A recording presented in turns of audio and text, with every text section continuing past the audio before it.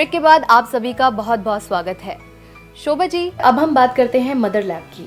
Mother lab में इन दिनों stress को कम करने के लिए क्या क्या नई नई तकनीक अपनाई जा रही हैं, ये भी हमारे दर्शक जानना चाहते हैं। हाँ ज़रूर।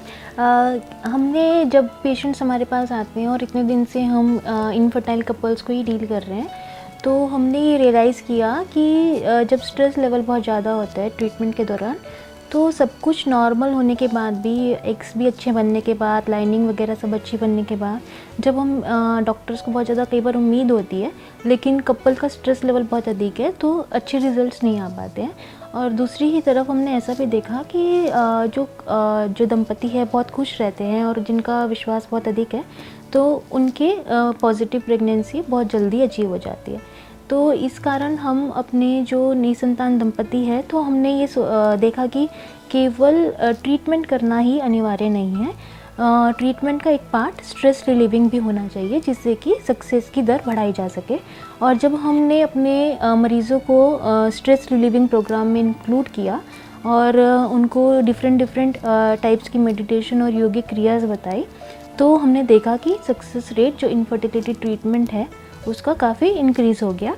और कुछ एक मरीज़ तो हमारे जिनको अनएक्सप्लेन्ड इनफर्टिलिटी थी, जैसे कि जिनको डॉक्टरी तरीके से अगर हम जांच की जाए, हार्मोन्स लेवल, ट्यूबल स्टेटस और अगर सीमन एनालिसिस की बात की जाए, तो उनकी सब रिपोर्ट्स नॉर्मल थी, लेकिन फिर भी 10-12 साल से वो कंसीव नहीं कर पा रहे थे।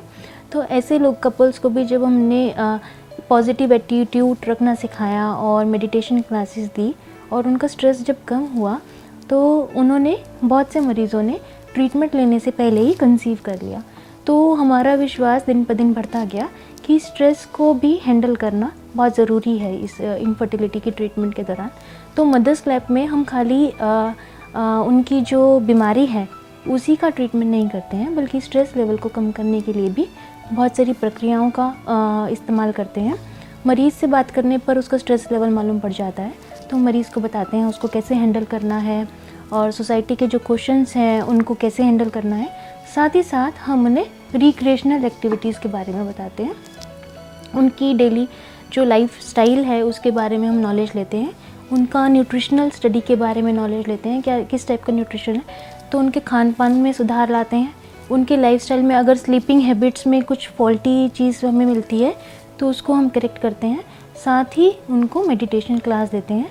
और इस मेडिटेशन के दौरान हमने देखा कि जिन कपल्स ने लग के मेडिटेशन किया, तो उनको बहुत जल्दी ही संतान की प्राप्ति होगी, फर्स्ट चांस में ही वो कंसीव कर गए। और वो आके बताते हैं कि इतना इफ़ेक्टिव है कि वो अपने फ्रेंड्स वगैरह को भी भेजते हैं। तो इनिशियली हम मदर्स लैब में 2-3 कपल्स को इकट्ठा करके मेडिटेशन क्लास देते थे, लेकिन क्योंकि इसके इतने अच्छे प्रभाव हैं, तो हमने सोचा क्यों ना मदर्स लैब तो मतलब हर मरीज़ और हिंदुस्तान में हर मरीज़ के पास नहीं पहुंच सकता, लेकिन ये हम ज़रूर अपने दर्शकों को बताना चाहेंगे कि आप जो टेक्निक्स हम यूज़ करते हैं, अगले 2-3 एपिसोड्स में वो टेक्निक्स हम धर्म चैनल के माध्यम से आपको दिखाएंगे और उन टेक्निक्स को आप अपने घर बैठे अपना सकते हैं और उसके कारण आप स्ट्रेस फ्री हो सकते हैं। और अनएक्सप्लेन्ड इनफर्टिलिटी के जो केसेस हैं वो वैसे भी कंसीव कर सकते हैं जब वो स्ट्रेस फ्री हो जाए। तो धर्म चैनल के माध्यम से वो टेक्निक्स सिखाएंगे। शोभा जी, अब हमें बताइए कि मेडिटेशन और इनफर्टिलिटी में कहाँ तक संबंध है।